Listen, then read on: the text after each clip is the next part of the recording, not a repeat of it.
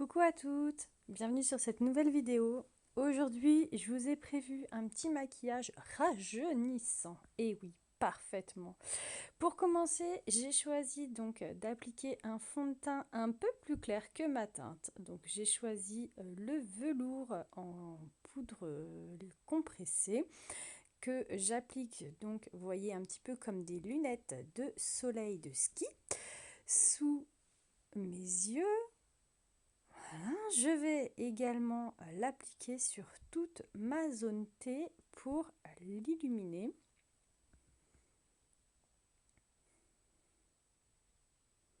Ici, légèrement au-dessus de la première partie de mes sourcils, j'estompe un petit peu et je viens descendre. D'abord, je remonte et je viens ensuite descendre sur ma zone T. Voilà, mon petit bout de menton et j'estompe sur les côtés très légèrement.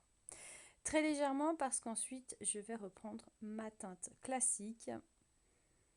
Donc moi, je suis crêpe et je viens appliquer mon crêpe absolument partout, y compris là où je viens de mettre mon velours, ce qui va faire un petit savant mélange qui va donner un effet bonne mine assez sympa quasi immédiatement, et ce sans concealer, sans rien. Idem de l'autre côté, ben oui, hein, quand même, le but c'est que ça ressemble pareil à gauche qu'à droite. Donc j'oublie pas de bien tapoter pour bien que la poudre pénètre la base.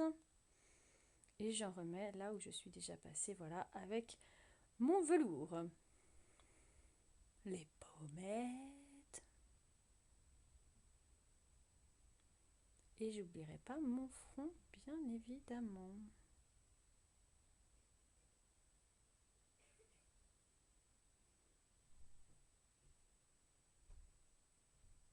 On n'oublie pas de froncer dans les cheveux et sur les oreilles. On descend dans le cou, hein. On fait pas un masque, hein.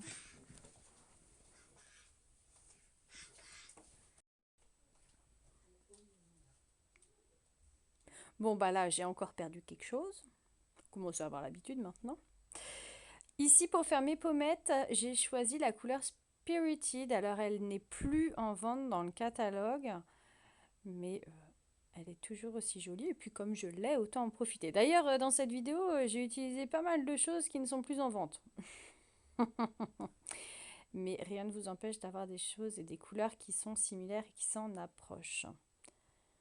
Hop. Donc, on en met d'abord sur les pommettes et ensuite, on vient l'estomper vers les oreilles. Donc ici, hop, j'en ai un peu trop de ce côté-là. Donc je viens reprendre mon pinceau avec lequel j'ai mis mon crêpe. Et là, je suis en train de paniquer parce que j'ai failli faire tomber mon crêpe. Et j'estompe les contours. Voilà, j'en mets un petit peu moins. J'atténue.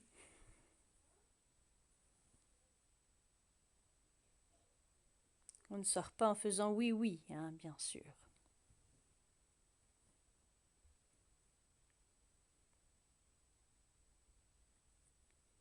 Bon, bah, comme d'habitude, hein, je cherche, je passe un temps fou à chercher ma base. En même temps, pour ma défense, ma table de maquillage est noire et la base est noire. Donc je passe un temps fou à la chercher en général. Donc là, je vais l'appliquer avec mon pinceau à splurge. Et je vais bien en mettre absolument partout, partout, partout sur ma paupière mobile, et je remonte hop jusqu'au dessous de mon arcade sur ma paupière fixe. Le pinceau à splurge est très très pratique pour appliquer votre base. Et pour les personnes qui n'aiment pas trop la matière sur leurs doigts ou qui ne sont pas habituées à se maquiller au doigt, appliquez votre base avec votre pinceau à splurge. Vous ne serez absolument pas déçus.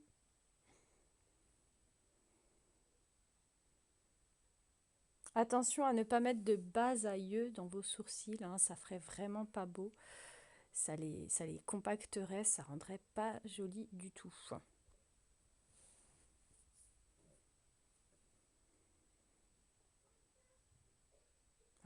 Pensez bien à descendre sur la base de votre coin interne.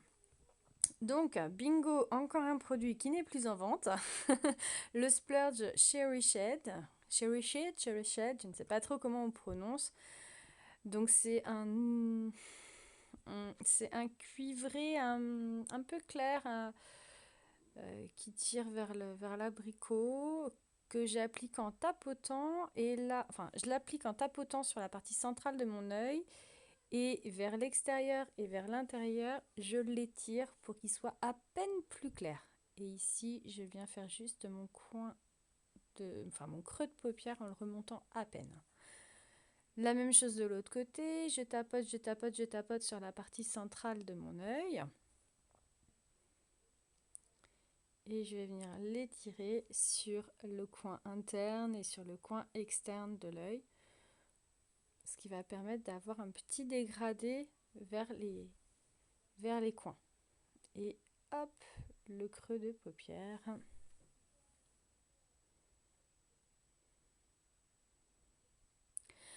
Le fait de ne mettre qu'une seule couleur pour les personnes qui sont plus âgées et plus peut-être avec des paupières un petit peu moins, enfin un petit peu trop souples et donc plus ridées. Contrairement à ce qu'on pourrait penser, la couleur irisée ne va pas augmenter la ride, mais donner quelque chose de lumineux sur l'œil. Donc, par contre, on n'en met pas en dessous, ça c'est très important. Et là, on vient estomper uniquement le creux de paupière.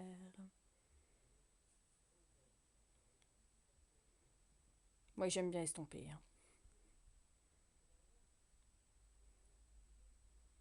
Et on estompe encore. Elle estompe encore à l'heure qu'il est, je vous promets.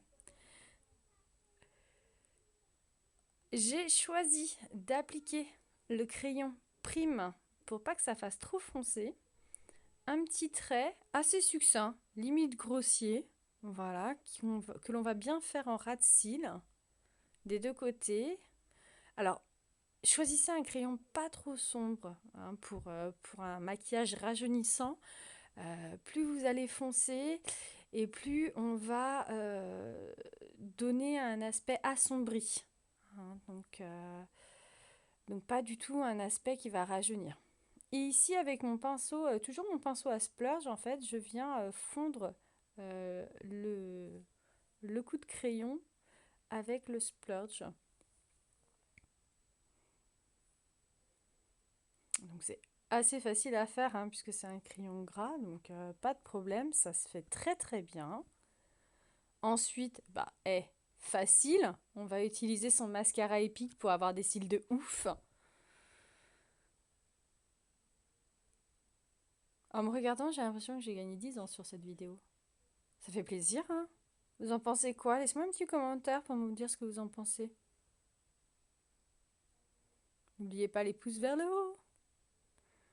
Un petit pouce. Non, ça mange pas de pain. Donc le mascara, comme chacun fait à sa sauce, une couche, deux couches, trois couches. Vous voulez faire des aides, vous faites des aides. Vous voulez faire rouler votre brosse, vous faites rouler votre brosse.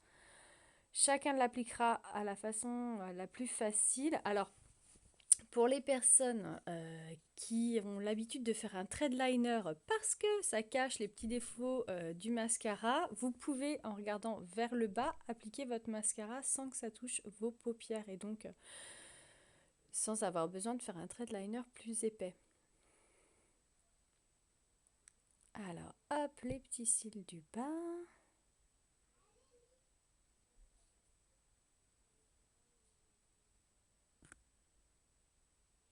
Et je cherche encore. Là, je suis en train de chercher ce qu'on va mettre sur les lèvres. Et j'ai choisi un opulence. Ce sera le Concentrated.